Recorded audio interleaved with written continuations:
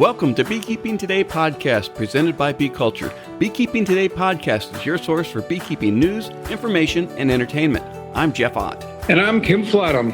Hey, Jeff and Kim. Today's sponsor is Global Patties. They're a family-operated business that manufactures protein supplement patties for honeybees. It's a good time to think about honeybee nutrition. Feeding your hives protein supplement patties will ensure that they produce strong and healthy colonies by increasing brood production and overall honey flow. Now is a great time to consider what type of patty is right for your area and your honeybees. Global offers a variety of standard patties as well as custom patties to meet your needs. No matter where you are, Global is ready to serve you out of their manufacturing plants in Airdrie, Alberta, and in Butte, Montana, or from distribution depots across the continent. Visit them today at www.globalpatties.com. Thanks, Sherry. Hey, each week we get to talk about how much we appreciate our sponsor support. They help make all of this happen and provide us the ability to bring you each episode. With that, thanks to Bee Culture Magazine for continuing their presenting sponsorship of this podcast. Bee Culture has been the magazine for American beekeeping since 1873. Subscribe to Bee Culture today. We also want to thank 2 Million Blossoms as sponsor of this episode. 2 Million Blossoms is a quarterly magazine dedicated to protecting all pollinators. Learn more on our Season 2, Episode 9 podcast with editor Kirsten Trainer and from visiting www.2millionblossoms.com. That is with a number 2. Also check out Kirsten's new 2 Million Blossoms, the podcast, also available from her website and from wherever you download and stream your podcasts. Hey, everybody, thanks for joining us. We're really happy you're here. Hey, Kim, I can't believe we're at the second half of summer. Yeah, and it's things are going okay, though. The bees are looking good. I've got lots of full boxes. The garden's doing great. I'm eating tomatoes and cucumbers every day, summer squash, and I'm getting ready to pull some honey. Well, that sounds like a great vegetable garden, Kim. Pollen honey, that's my plans for the weekend. I'm going to be using a fume board, and that's always been my go-to method. What do you use? Fume boards are great, but they are stinky, and don't spill any of that on your clothes or on your shoes and track it into the house. That's it, exactly. Though sometimes when I'm kind of in a hurry and I've got to get places fast, fume board's the first choice, but not always the only choice. And the other way to do it is I will take a super, stand it on one end, and blow the bees off from the top bars out the bottom of the box when it's standing on its side. It's fast, easy, and I can do it right in my bee yard. I don't have neighbors I have to worry about where the bees go and how crazy they can get when you do that. So wait, how do you do that? I mean, is that? You're using a leaf blower? Yeah. I thought you were going. No, but no. All right. No, the blower works pretty good, and if you got some help, you blow them out and bang, as soon as it's gone, you turn it back. You get it loaded on the cover and inner cover and on the two-wheeler, and there's not a bee in there. I get over, and then I load them up, take them in my car. I don't have extraction facilities in my garage or basement or kitchen, so I take them over to a friend's house. You remember Buzz? Yeah. I take them over to Buzz's place, and I probably will bring 4 or 5 bees, a super, with me. So it's essentially bee-free. And then a long time ago, he and I set up his honey house. I got a roller, like a grocery store roller, right out to the front door. We unload them on the roller. He uncaps them with a Maxent uncapper. Yeah. It does chain uncapper, flail uncapper, both sides at the same time. He throws them on the platform. I scrape them if they need any. I hand them to him. He loads them in the extractor, takes them out of the extractor, puts them back in my box, and the two of us can do 4 or 5 supers in, 15 minutes. Wow. I love Buzz's operation. He does have a first-class operation. He does, there. and he takes good care of it. Oh, he sure does. He really taught me a lot about, maintaining high-quality standards. Buzz is a good beekeeper. Reminds me a lot of a beekeeper I worked with in Colorado, Al Summers. And he did custom extracting, and I'd just go and take my supers of honey to him, and he'd put them in his warming room, and he had a whole a lineup of equipment that he would just set it up and extract the honey And I'd come back and pick up my buckets of honey, which I would use or sell or whatever.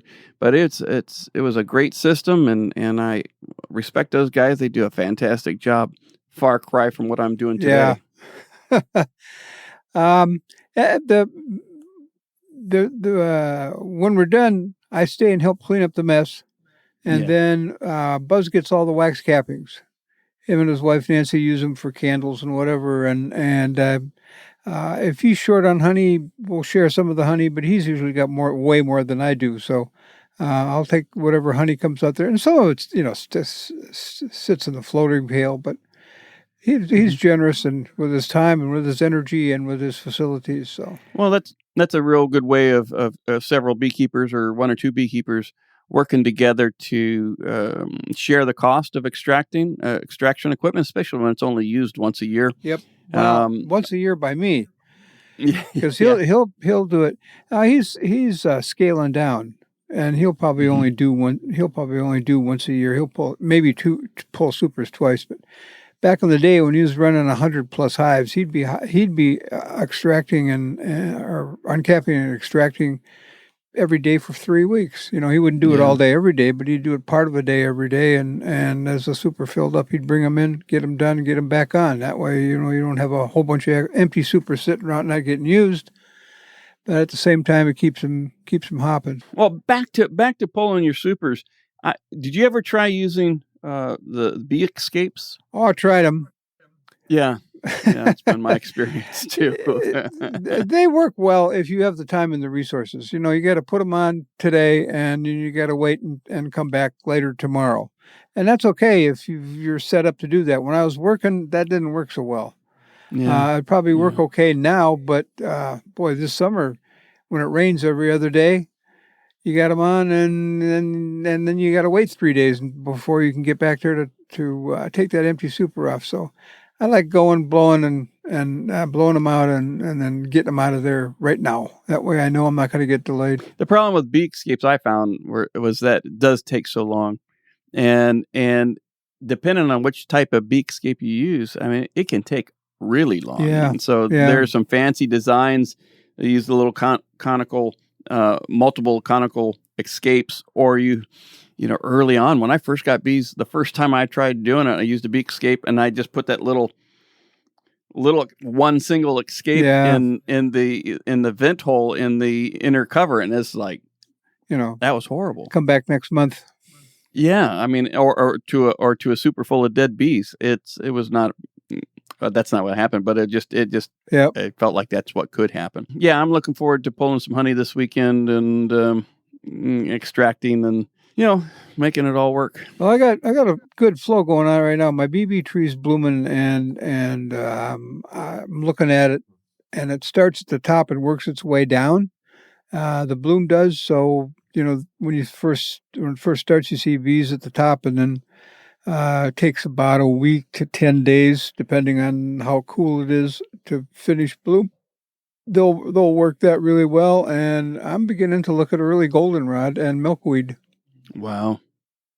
We're done with our flow here. And this, I have to be careful. It's not the entire Pacific Northwest, but in my little corner of the corner, we were done with our flow first of this month. I was looking at not milkweed. I was looking at goldenrod plants. I got a big field behind my place, and it's nice. Full of goldenrod.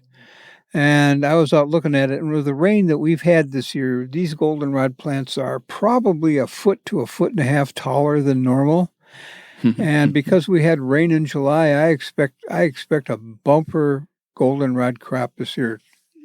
Check in a month and see if that works out. But I expect it to be good. You better pull your supers and extract some honey and get those supers back out there. I'm out of supers. Every super I got's on my hives right now, so I got to do something to put all that goldenrod in. Well, you better call our good friends at Better Bee and order up some more supers. That would be good.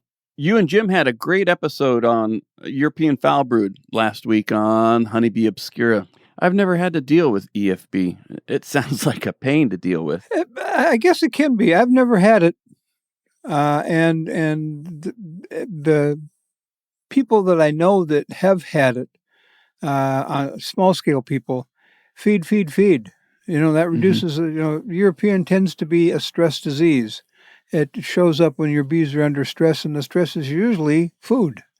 And if you get some food on there, it tends to go away. Now I'm out of my loop here because that's all I've ever done. I know you can treat it with an antibiotic, but that's changed because of the veterinary laws. So it's reduced stress, and stress is primarily food. When you see symptoms of it showing up, of course, varroa and the virus are going to add a dimension that we haven't, that I've never had to look at with Europeans. So I'm not sure. Yeah, once a colony gets stressed for one reason, it's susceptible to just about everything else that's out there too. And you'll see it with the new nosema too, Sereni. And again, it's stress and it's feed. Yeah. Okay, on to other things. Bee Culture has their October event coming up this October 1, 2, and 3 at Being Diverse, Inspiring Leaders in Beekeeping. That looks like that'll be a great program.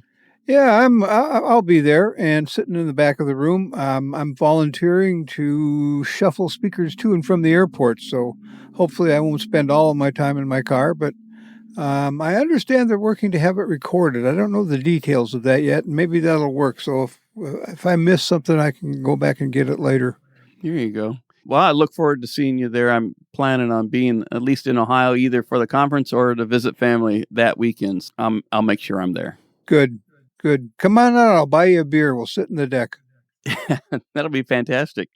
Well, if you're interested in finding more information on being diverse, inspiring leaders in beekeeping, check out the latest copy of Bee Culture magazine or go to Bee Culture website to get more information on who's speaking and other events. You'll be happy you did.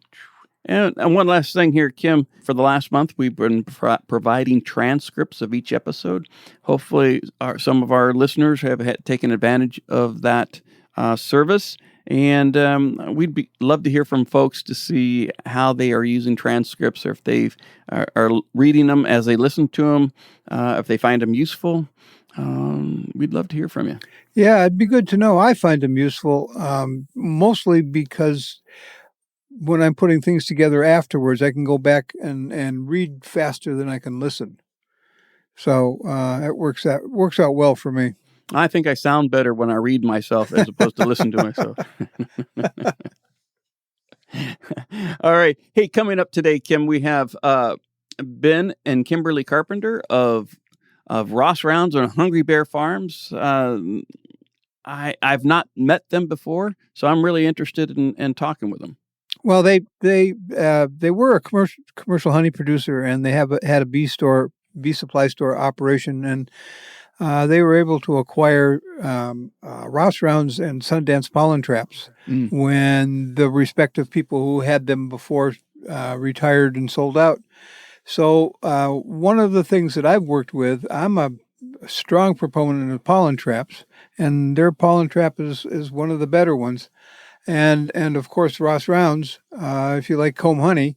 I like comb honey. It doesn't do well for a crop here for me because my spring crop isn't fast enough. But where you can get a good honey flow in the spring, Ross Rounds is the equipment you want to use. So let's get them on board. Sounds great. Let's get them on let's get them on the show. But first, a quick word from our great friends at Strong Microbials. Hello, beekeepers. Your honeybees face a lot of challenges out there. Unbalanced food sources from monoculture crops, holding yards, drought, food shortages, antibiotics, pesticides, and pathogens like chalk brood. To overcome these challenges, your bees need the multiple bacteria that are in all nectars, pollens, and the environment. These bacteria aid honeybees' digestion and improve your honeybees' response and resilience to pesticides. Now you can help improve your honey colony health with a quick, easy, and safe-to-use product. Strong Microbials Super DFM Honeybee uses naturally occurring bacteria to restore the healthy gut biome of your honeybees. Check them out today at www.strongmicrobials.com. And while you're at the Strong Microbial site, make sure you click on and subscribe to The Hive, their regular newsletter full of beekeeping information and offers and all sorts of cool stuff. Well, welcome back, everybody. We'd like to welcome to Beekeeping Today podcast Ben Carpenter and Kimberly Carpenter of Ross Rounds and Hungry Bear Farms. Welcome. Hi. Hi. Thanks for having us. Yeah, you bet. You bet. Ben and Kimberly, it's good to see you again. For years, saw you at meetings. Every meeting I went to, there you were. But there haven't been any meetings, so it's good to see you again. I hope life has been good for you. Yeah, it's been good to see you. We haven't seen you in a while. Yeah.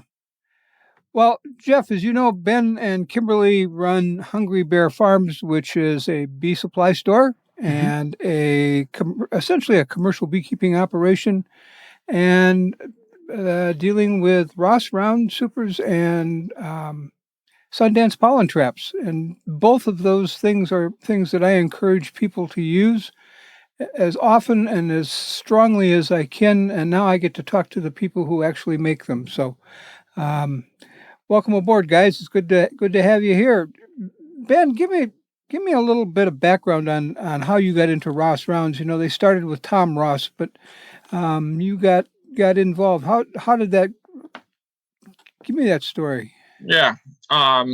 So Tom Ross went through the process many years ago of developing the Ross Round comb honey system. Went through different revisions and perfections, and during the time there was a few other people, Cabana and a few other manufacturers trying to create a similar system. So Tom's system kind of ended up winning out for several reasons. And so he ran it successfully for many years. And then when he decided he wanted to retire, if my memory serves me correctly, through Richard Taylor, he met Lloyd Spear, who's a New York beekeeper out of the Albany area. And so Lloyd purchased the rights and the patents and the molds and the business essentially from Tom Ross, and he ran it from about 1990 through 2016. So in about, I want to say maybe 2013, 2014, our retail store operations, Hungry Bear Farms, was purchasing items from Lloyd, and Kimberly, out of the blue, just kind of said, hey, if you're ever thinking of retiring and getting out of the business, call me. Yeah, call us. So one day out of the blue in late 2015, we got a call from Lloyd, and essentially he was putting the business up for sale and had emailed it over to us and a few other people that were interested. And through 2016, Kimberly and I worked hard to basically seal a deal with Lloyd and, get our business in the appropriate facets that's needed to be to go through some sort of acquisition with the bank and things of that nature. So that all took place, and we took ownership of Ross Rounds and Sundance pollen traps on January 3rd, 2017. A fun little side note with that whole thing, and this is kind of an amazing little story. So it took us several months to go through this deal, and not because of Lloyd and not because of us, but just because that's how the nature of those things go. So I had a truck I didn't really care for, and I had a private offer on this truck in June. So I sold the truck and ordered a new one. And we were working through this deal, and the new one came in September, and I didn't want to risk the bank stopping anything. So the dealer sat on this truck from September to the day we closed on the business, right? So October of 2016 was the deadline to sign up for the American Bee Federation. We still haven't closed with Ross Rounds, and I felt, we had a signed agreement. I felt pretty good about it. So we ended up fronting the money before we bought the business, like legally, right? Signed the dotted line. We fronted the money for a booth at American Bee Federation, and we bought all the pamphlets and brochures and stands and signs and all of this stuff we acquired. and still trying to work with the bank had already approved us, but they're just dragging their feet doing the paperwork and stuff they need to do. So this all goes on until like January 2nd of 2017. So we have already basically invested in a truck and all the show stuff and all this other stuff. So we signed on a Thursday. We drove out to Albany, which is 4 hours away. We signed the deal. It was like 9 a.m. in Albany. Drove the half hour to Lloyd's facility. Lloyd had closed the facility and was wintering in Florida. So he left the key to the place with his attorney. So we got the key when we took over. We drove there. He had everything set aside that we were supposed to take. We loaded our truck and trailer literally to the brim on Thursday afternoon, drove the 4 hours back home. Friday, unloaded it, sorted it in our warehouse so the business was operational. Picked up my new truck Friday afternoon, was in that new truck with all the show materials Saturday, driving to Houston, and we pulled into Houston Monday morning at 9 a.m. for the show. Well, it was Galveston, close enough. So that all took place in literally a couple of days. It was a lot of coffee. It was crazy, but it was fun. I can believe that. Well, when you took over, you also had the Sundance Pollen Trap. Where did that come from? Because that was with the Ross. That's a great Rounds? question. So yes, it was with Ross Rounds. That was a product that Lloyd developed with his time at Ross Rounds. So he put it together, did the trial and errors for it, the blueprints, worked tirelessly on making sure that was a perfect system, and got that developed and launched it to the market himself during that time frame. So it was just part of Ross Rounds when we purchased it. Okay, so so Lloyd developed the Pollen Trap. Tom Ross developed the comb honey box super, and you ended up with both of them. That's not a bad deal. Comb honey is not common, and it should be a lot more common. And when you look at the honey price sales in the journals, comb honey, a Ross Round comb, I want to say it's something like $11 a pound. It's when you look at how compared to liquid honey. And my question is, why aren't more people making comb honey? There's a lot of misnomers with comb honey. A lot of people get intimidated by it, and I guess rightfully so in a way. A lot of people feel like they don't have a market for it, or they don't have an outlet to sell it to get their money back. They've had bad experiences trying to do it, or other people have had bad experiences and had been vocal about it. Quite frankly, there's really no reason that any beekeeper couldn't make comb honey in general. So let's talk a little bit and distinguish what makes a Ross Round versus regular a typical comb honey for the listeners who aren't familiar with a Ross Round. Yeah, so the Ross Round's basically a system. It's a plastic frame that has four perfectly round 4-inch circles in the frame that you split the frame in half, put a sheet of thin surplus wax foundation in, and you put it into this specially designed wooden super that hold several of these frames. And no other frames. The super only holds the Ross Round frames.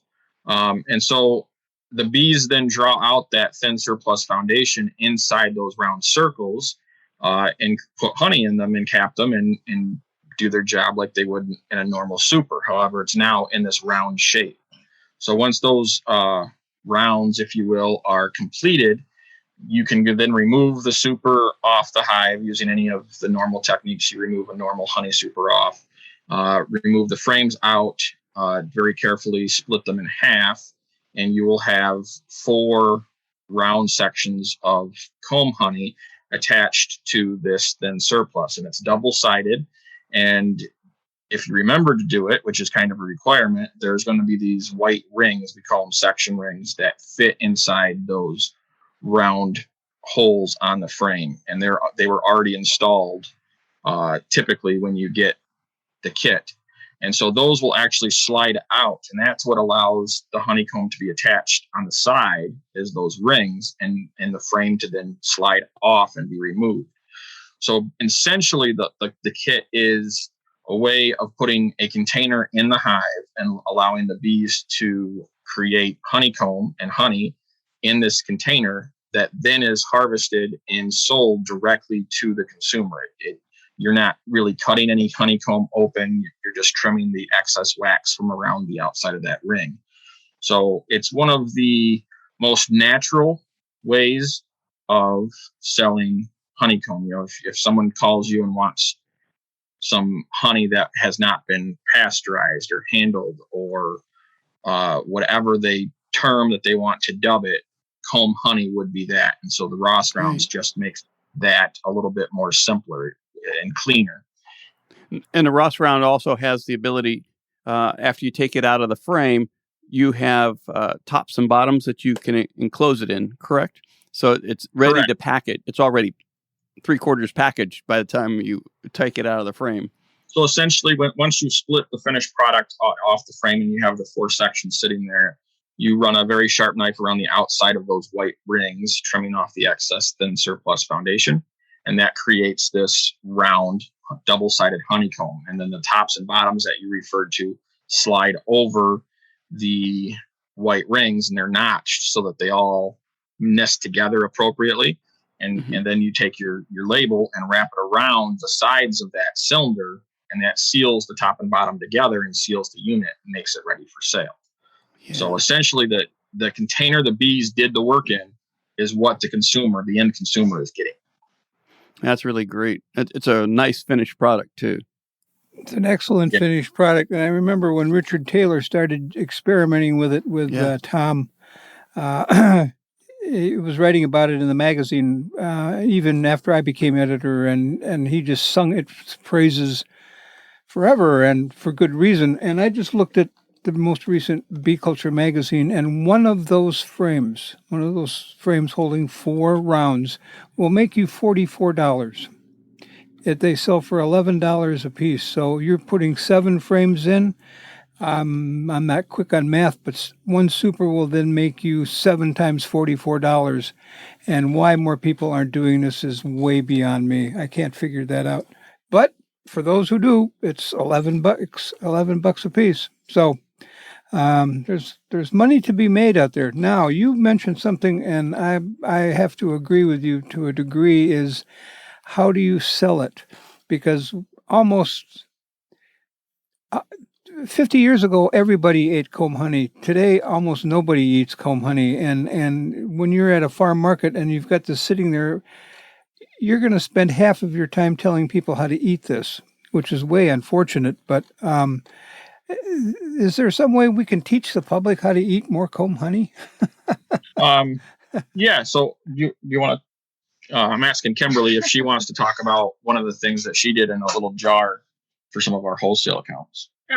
So if the customer is unsure about buying a whole round, comb, because we sell ours retail here in upstate New York for $15 a piece. And if they don't want to spend $15, but they just want to try it, I have some comb that I take out of the hive and put in these little tiny 1.5 ounce sample jars, and they can try that for $4 or $5. And usually they try one bit of that and they decide, oh yeah, I definitely want to buy the comb. But what I usually tell customers that have never had comb honey before is, if you want raw, pure honey that is straight from the hive as best as it can get, apart from just standing in the hive and eating it, this is what you want.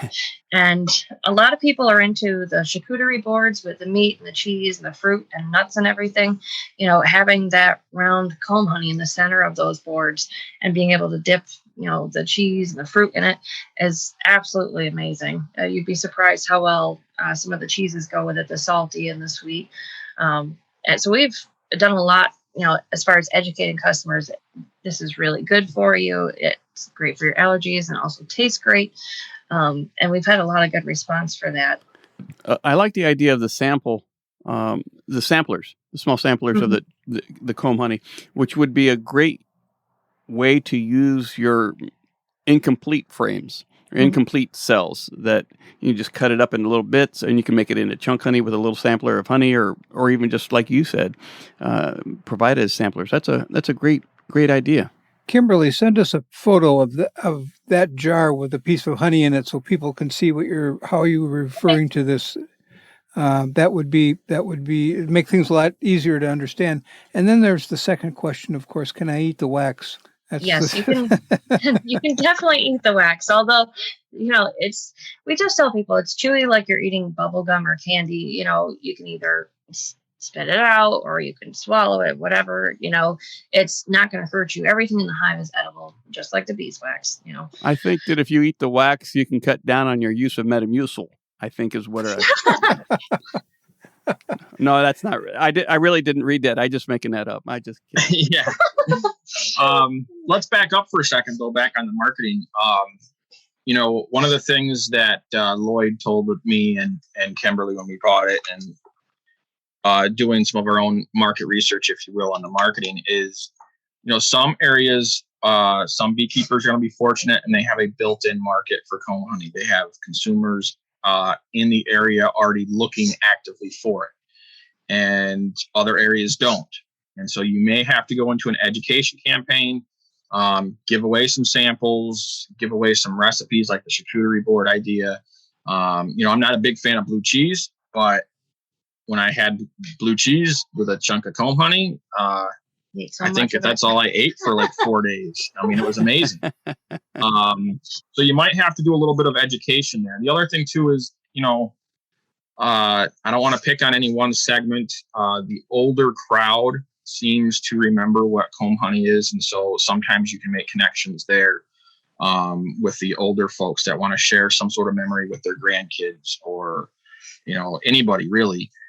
There's also different segments of the population that have certain beliefs that are looking for comb honey as well. So you might have a local community that believes one way of one sect, if you will. I don't want to get into names and things of that nature, just trying to keep it generic. But they're actively looking for comb honey. So there are built-in markets out there for comb honey. And if you just can't find them, then just start doing some of your own footwork. If you're invited out to a party, Kim and I did this several times. If you're invited to a party, bring a charcuterie board with some comb honey. Nice. And make sure you got extras because people will buy it. Okay. And that's one of the secrets you can do is in the way to educate them. If your friends know you're a beekeeper and you're bringing that to a party and they eat it, I mean, they're going to be excited to try it. They're going to think it's pretty cool. They're going to want to buy some, and then they're going to tell their friends, and just do some grassroots, what they call guerrilla marketing, if you will. And then be excited about it. I have a extensive sales background, and how you talk to consumers about product is a lot of what makes them buy or not buy it. So if you're excited about it, the product, and relaying that to the customer, then they're going to buy it too. So if you run a farmer's market, you go to a farmer's stand, someplace like that, where you're interacting with the direct purchaser, be excited about it. Well, there's always, I'm going to say not a catch, but what are the tricks to making good comb honey from a beekeeper's perspective? What do I got to do? What should I do? What shouldn't I do? So, when we got started with this, one of the things we heard out there from a very good beekeeper who's experienced, he talks a lot about comb honey production. He says you need a honey flow and you need population. And so if you're trying to make comb honey and you're not successful, those are the two things you really need. You need a lot of bees, so a high population, and you need a good, strong honey flow. I got thinking hard about that and kind of broke it down past that. And in my mind, what you really need is a hive that has the ability to make wax. Because what do they have to do? They have to draw that foundation out. If they're not going to draw the foundation out, you're not going to have comb honey. So what makes wax? Nurse bees. Nurse bees coming out of that nurse bees phase in their life are now hitting the wax phase in their life. So if you manipulate your colonies to have a large amount of nurse bees just before a major nectar flow and you throw your rostrons on, then you're just setting up yourself for success. So that's, part of the major thing that you need to make any comb honey. It's not just Ross round, it's any comb honey. You need that ability to produce wax. And if you start reading some of the different techniques out there, there was a technique, I believe it was called the Killian's method. Don't hold me to that, Kim. I believe it was called that, though, where they actually run queenless colonies. They remove the queen from the colony and put your comb honey system on. And that's one trick. Another producer out of Canada, who is very successful on a large commercial scale, would build colonies up to 2 or 3 deeps of strength, and then shake all the bees down into 1 deep and put 2 or 3 Ross round systems on. And so he's basically consolidating them down, forcing the bees up into that area. And because he shook that amount down, not only does he have a population, but he's going to have a large amount of nurse bees that don't have anywhere to go, who are now entering that wax phase of their life. So there's several little tricks out there. Those seem to be the most popular ones. A lot of people do run single deep or single brood chamber colonies and use that, as the base for creating comb honey or eat honey in general. So there's several little tips there that help. Hey, you bet. Thanks, Ben. Hey, let's take this opportunity to take a quick break and hear from our friends at Better Bee, where I know you can get your Ross round equipment and Sundance pollen traps. Better Bee is pleased to sponsor today's episode of Beekeeping Today podcast. For over 40 years, Better Bee has supplied beekeepers across the country with the tools, equipment, and knowledge needed to succeed. Because many Better Bee employees are beekeepers themselves, they understand your needs and challenges and are better prepared to answer your beekeeping questions. From their colorful catalog to their support of beekeeper educational activities, including this podcast, Better Bee truly lives up to their tagline of beekeepers serving beekeepers. See for yourself at betterbee.com. Well, it sounds like it. My experience with making Ross rounds follows that exactly. And we have a good, strong spring and early summer flow.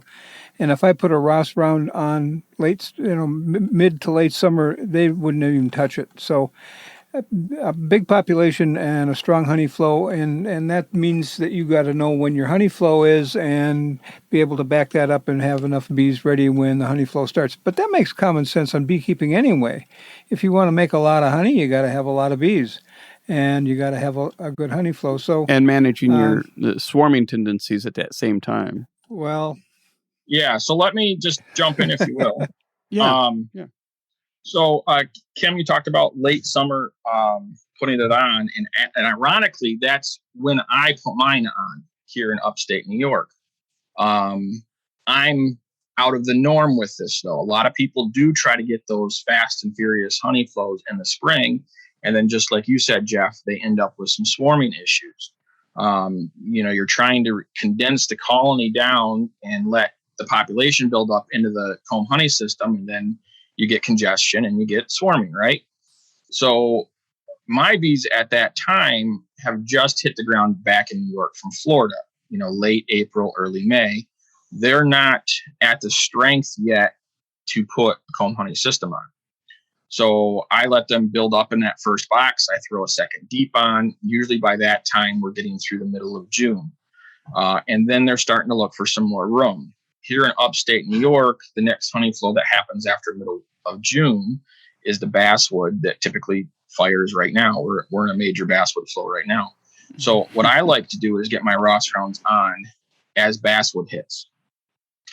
The basswood flow stimulates the wax glands and gets the comb built, but it doesn't fill the comb typically for me, but they got the wax there. So then the next flows, which are semi-strong here, is going to be like your knapweed, your purple loosestrife, things of that nature here in upstate New York. And so usually what happens for me is the basswood makes the wax.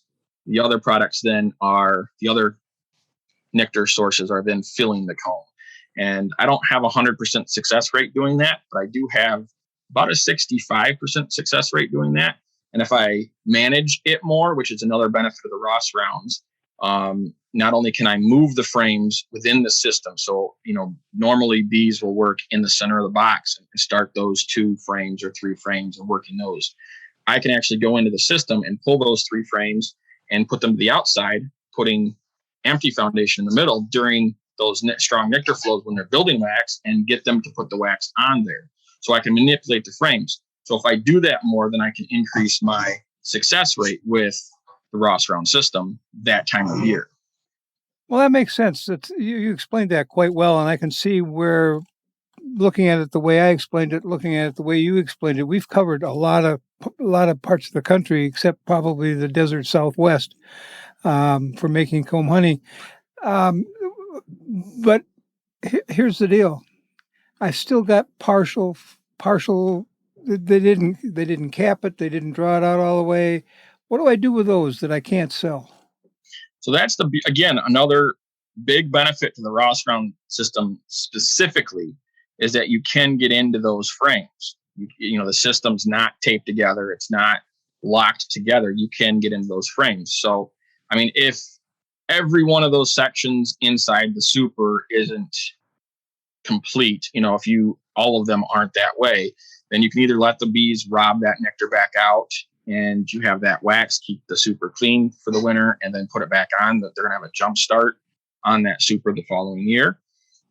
If some are capped, you have access to harvest those. So let's say in a 10-frame Ross round box, there is 8 plastic Ross round frames. Let's say the middle 2 were done and completed and capped. You could actually take those middle 2 right out of the system, harvest those sections, sell them, reload it, and you have a system that can go back on the bees. The ones that didn't get capped or finished, like you were saying, Kim, you can either let the bees rob back out, or, you know, save somehow, and the bees can then reuse it the next year. So you do have access to every section within that super to be able to manipulate, use, harvest, whatever. And to that point, I just want to add something real quick. The ones that they don't completely finish, you know, I've been selling them as seconds or thirds, if you will, on our store. Instead of $15 a piece, I sell them for half that, you know, for people that want to try a half comb that's not fully done. It's maybe like the ugly duckling of the comb industry, but it's still honeycomb either way. So those have been selling like crazy too. So it's not like you have to give up and say, you know, it's not going to work or anything like that. You could also chunk them out, put them in a jar, fill them with liquid honey. You could chunk them out, sell them as samples. You could give them away as samples. You know, if there are some capped cells on there, you can utilize them somehow. Yeah, it'd be great at a farmer's market table. Take those and cut them up and put them out there and right in front of your display. The talking to Richard Taylor quite a few years ago about what to do with unfilled cells, and he discouraged people from trying to overwinter them with some honey in, because you'd get crystallization. And he was in upstate New York too, so I'd imagine you're going to run the same kind of issues if you tried that. If you're down south, or you can keep them at room temperature, perhaps that wouldn't be a problem, but it's a gamble. So I think what you were suggesting is a much better idea, is selling them as partials or cutting them up and using them as samples. They're not going to go to waste, and you'll have you might make some money on them at the end of the day. So, well, there you are, Jeff. Ross Rounds. How to make them and how to sell them. I've always been fascinated. Well, you know, Kim, I like gadgets, and I've always, and not to say that the Ross Round is a gadget, but it was atypical of anything else that was in the bee supply area. And so I've always been fascinated by it. And I never felt like I could produce good comb honey. So I've never taken that step. But, you know, it's possible. It's possible. Now's the time. Well, no, I've passed the time. Jump into it. Yeah, I think maybe for next season. Next year. Okay. We might have some new products coming out next season, but we're not going to tell you what they are just yet. Oh, really? Oh, no. So you tease us. It's a secret. We're not telling you yet, but we got some stuff up our sleeves, so you have to wait till next season. All right. Well, listen for it first here, folks, on Beekeeping Today podcast. Well, the other thing you guys are involved in, of course, is the Sundance pollen trap, and I'm an incredible advocate for trapping pollen and selling it to people and making money. Or my first choice is always to be able to sell it or to give it back to bees. An interesting thing just came out, research out of Tucson on that the pollen that's produced in the spring is the pollen bees need in the spring and not in the fall. And we're going to explore that with Gloria DeGrande Hoffman coming up here real soon. But that was, once you hear that, it kind of makes sense. Totally. So if I'm trapping pollen and I trap pollen in April, May, and June, I should probably sit on it until next April, May, and June. I wouldn't recommend sitting on it, maybe freezing it, but sitting on it. There's your problem, Kim. Thanks, Ben. Freezing it until next spring and then using it then. But the basic questions that people ask on pollen traps is, how long do I leave them on? How long do I leave them open? How often do I close them? What's the schedule for a colony so that you don't, deprive it of pollen, but that you get as much as you can? I'll say two things on that, and then I'll let Kim talk about it too. My standard answer back to somebody on that is develop some sort of program. So what I would suggest is like 3 days on, 3 days off, 4 days on, 4 days off, 5 days on, 5 days off, something of that nature, so that when the trap is on, it's stripping the pollen that's coming in. And when the trap's off, then the hive is receiving that pollen back. You could supplement with some sort of pollen depending on what you're using that pollen that you're stripping for. If you're selling it as an alternative good like honey, then you could supplement the hive with artificial pollen so that you're not stripping all of that during the growth period or whatnot. The other point too is our traps are kind of unique. We intentionally didn't design them, and I'm going to speak for Lloyd on this, to strip 100% of the pollen coming in. They strip anywhere from 85 to 90% of the pollen coming in. And you want to be careful there. I've seen some people take the traps apart and replace things, and, we've got better pollen yield, better pollen collection now.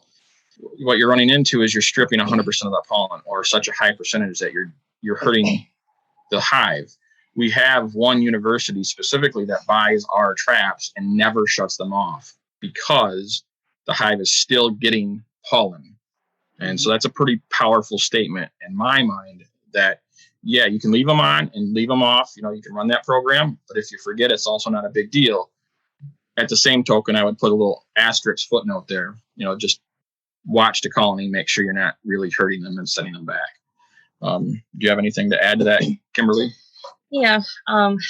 When I use pollen traps really heavily on our hives, because I collect a lot of pollen to resell and also feedback to bees. And some of them I did experiment myself, leaving them on the whole season. And, keep in mind, you're putting the pollen traps on the colonies that bring in the most pollen. I mean, they're packing it away on several frames, and they have so much of it, it's an overabundance. So those are the colonies you're putting it on in the first place. So even if you do forget to, turn the trap off and it's on, they're still going to be bringing more pollen in over and above, what's getting caught in the trap, because they still need some for them, because those are your heavy pollen producers, pollen collectors. So you really have an advantage there. I would still encourage people to, alternate it. If you don't need that much pollen, why leave it on all that time and take it from them? The colony still will grow and be robust, and you shouldn't have any issues. But, it's the strong colonies you're putting it on. You're not putting it on the subpar, barely making it kind of colonies. You have to keep that in mind. So would it be fair to say you wouldn't put a pollen trap on the same hive that you have your Ross round? Or would it make a difference? Well, Ben will probably maybe disagree with me, but I have a few colonies that I have pollen traps and Ross rounds on, because they're just so overflowing with bees, and they're great pollen collectors, and they're also really good comb builders. So I have both of those on at the same time, and those colonies are doing great. You can't do that to every colony, but you have those perfect colonies that you can do that with sometimes. So it is possible, but you just have to choose your colonies correctly. Yeah, I would agree with that. If you're trapping pollen, you're trapping pollen. If you're making honey, you're making honey. It's two different things. All right. So let me jump back to the Ross rounds again and comb production. Basic question. We don't need to spend a lot of time here. But is there a race of bee that is better for comb production? I mean, do you like Italians better for the for the Ross rounds, the comb production versus Carniolans, or does it make a difference or no? I don't think it makes a difference because we've got a plethora of different varieties out here. And As far as comb honey production, I don't think that you're going to see a difference. Where you might see a difference is a certain type of bees' natural instinct to swarm. Again, you're building those colonies up to very high production numbers of bees, and you're sometimes making them congested. So if you have a certain style of bee that likes to swarm, then you might run into some more issues versus a different one that doesn't like to swarm. It depends on, I think, more of the swarming instinct rather than the comb building instinct. But if you do get swarms, catch the swarm and put a Ross round super on top of it, and they fill that out like crazy. So it works great. Well, there's hope for my bees yet, Kim. Well, you mentioned that you trap a lot of pollen that you sell in your store. Packaging, cleaning, how does all that work? So essentially with the Sundance pollen traps, the pollen that we get is very clean because of how they're made. It's when you take the pollen out, there's a little drawer, you take it out every day, ideally, or every other day, and you're going to find hardly any debris in there just because of how we've built the traps and how they function. Any of the debris in the hive will not fall into those traps, whether you're using a bottom mount trap or a top mount trap. So there's very minimal cleaning that you have to do to the pollen. So I pretty much take it out. I collect a little bucket of it every day, bring it back in, use like a cookie sheet or something, just to sort through the miscellaneous bee leg that might end up in there. And then I will put it in an open container or open jars in the freezer. So that helps to kind of dehydrate it, if you will, and keeps it as fresh as possible. And I always keep it in the freezer, or tell people even the refrigerator, but the lid has to be on for storage, because especially in the refrigerator, you don't want anything molding, because it's that perfect temperature when that could happen. But selling fresh pollen like that with a lid on, I mean, it's great for your allergies. It hasn't been dehydrated in a dehydrator. Sometimes if you use that, it can get really grainy and sandy, and it doesn't taste very nice. Whereas fresh pollen, when you get it right out of the hive, every granule of pollen tastes different. Some are very sweet, some are bitter, some have no taste. They're all different colors.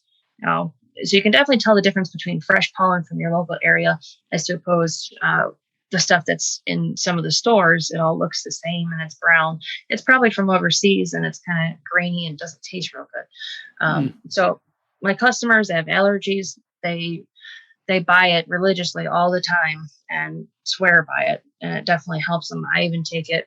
And oddly enough, you can actually give it to your pets too, like your dogs, if they have allergies. I have customers that buy it for that as well. You should start off small with it, though. Don't take a giant tablespoon. Start with one kernel and make sure you don't have some sort of reaction.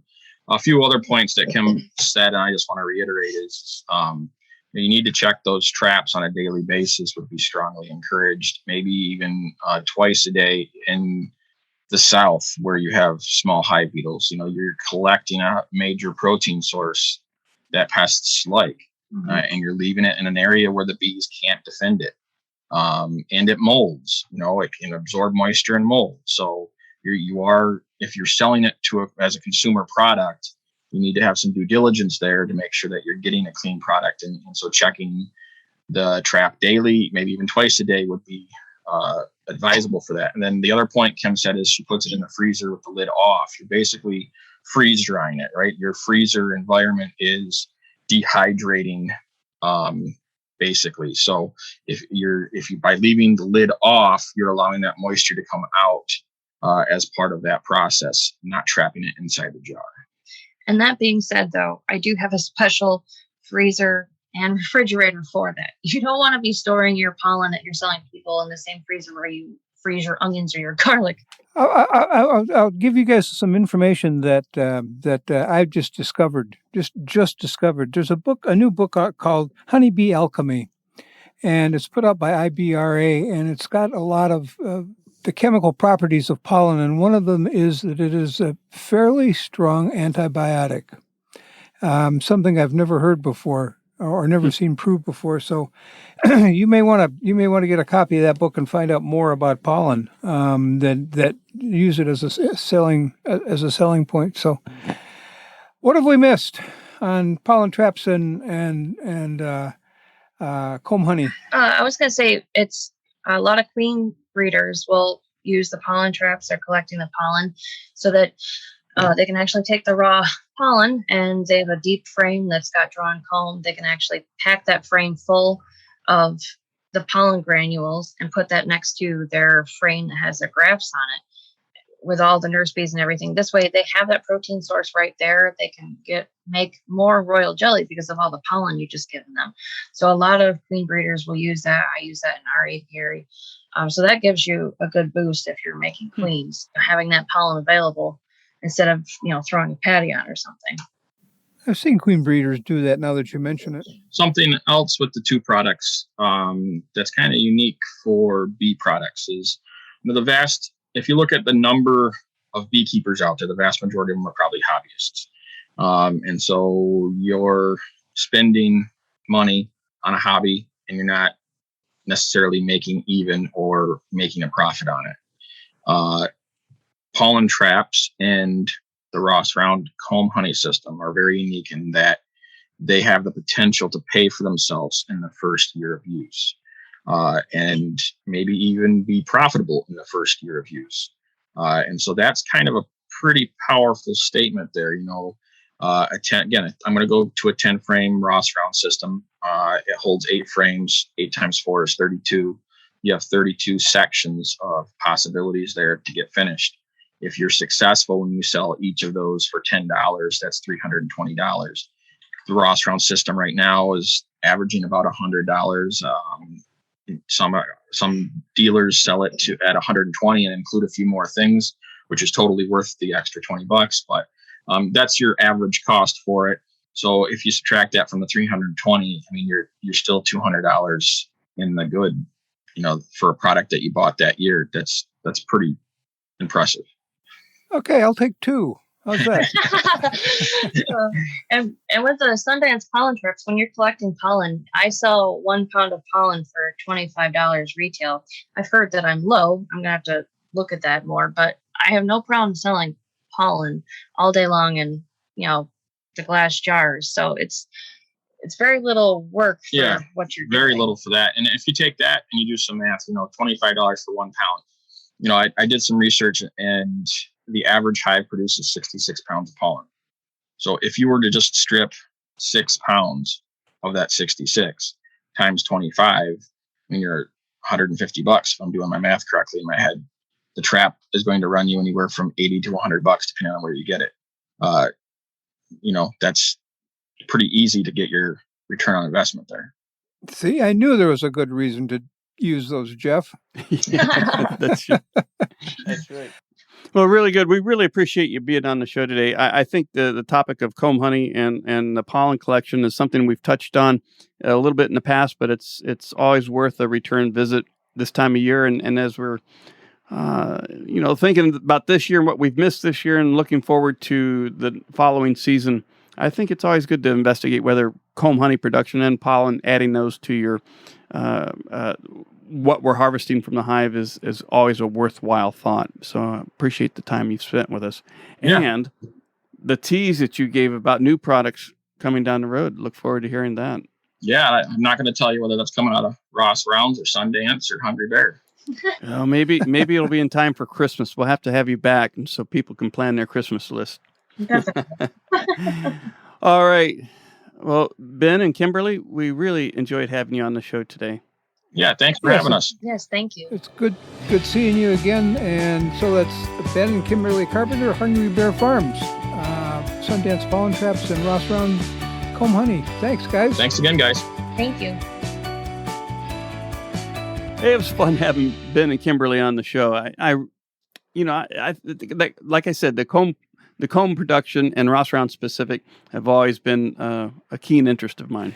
Yeah, and I've tried it before, and of course I knew Richard Taylor way back when, and he was the proponent of the Ross Round system, so I got to know it and Tom Ross fairly well back when he came out with it. So yeah, The other half of that equation, though, of course, is the pollen trap, and I've always been a strong advocate for people trapping pollen because it's free food for you or for your bees or for both of you. So, and their trap is, I'm going to say, the best on the market. So, and they're good. They explained everything well, marketing and packaging and management, the whole thing. It's a good time, good people. I meant to ask them on the pollen trap. Is the Sundance pollen trap, is that underneath the hive or is it attached to the front of it? It's underneath. Underneath? All right. Yes. Very cool. Yeah. I've not tried pollen trapping ever. So one of these days I'll have to try that as well. Yeah, pollen trap and a nuke in your bee yard. Everybody should have a pollen trap and a nuke in their bee yard. You got a nuke, you got a bee supply store, and you got a pollen trap, you got free food. That's just basic common sense management, I think. Well, there you go, folks. That about wraps it up. All you need to know right there. A nuke and a pollen trap. Yep. There you go. Well, that about wraps it up. Before we go, I want to encourage our listeners to rate us 5 stars on Apple Podcasts, wherever you download and stream the show. Your vote helps other beekeepers find us quicker. Even better, write a review and let other beekeepers looking for a new podcast know what you like. You can get there directly from our website by clicking on reviews along the top of any web page. As always, we thank Bee Culture, the magazine for American beekeeping, for their continued support of Beekeeping Today podcast. We want to thank our regular episode sponsor, Global Patties. Check them out at www.globalpatties.com. We also want to thank Strong Microbials for their support of our podcast. Check out their full probiotic line at www.strongmicrobials.com.